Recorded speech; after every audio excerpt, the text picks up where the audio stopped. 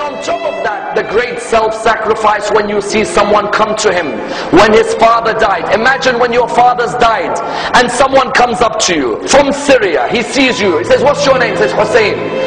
Son of who? He says, son of Ali ibn Abi Talib. He said, may Allah curse you and curse your father Ali. If someone talked like that to you, how would you reply back to him? May Allah curse you and your father. The guy's name was Asam ibn Mustalaq. Imam said, is the wind of this area hurting you?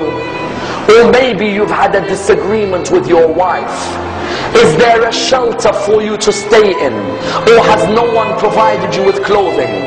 Please come and stay in my house if you are a stranger in this area. Wallah, that person began to cry.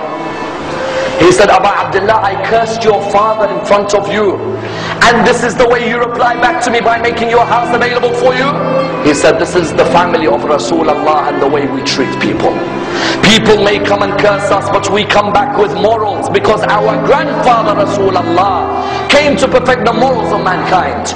And that's why I will never forget the greatest self-sacrifice before Karbala. Notice none of these stories have anything to do with Karbala.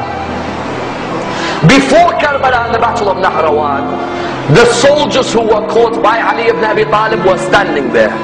One of the soldiers, you all know him very well. He was fighting Ali ibn Abi Talib on that day.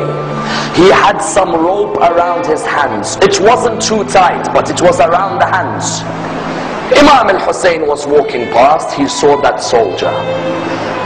And the soldier looked at him and said, Hussein, I beg you, please remove this rope from around my hand, because the rope is causing nervousness in me. Remove it. And I'm asking you. Imam al-Hussein went back to his father. He said, oh my father, I'd like a favor from you. He said, what is it? He said, this person over there, do you see him? He said, yes, I see him. He said, he says to me, the rope is tight around his hand, even though you will never put a tight rope, but it seems to have been hurting him. And he asked me to remove it. Oh my father, do you allow me?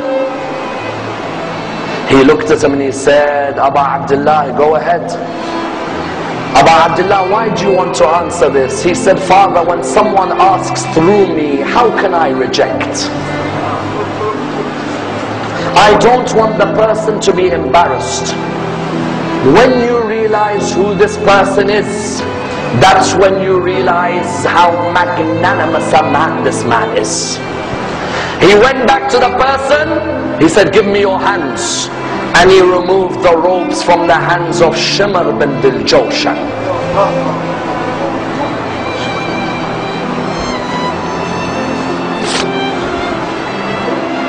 Tell me, which mercy did he show to you when he sat on your chest on the afternoon in Karbala?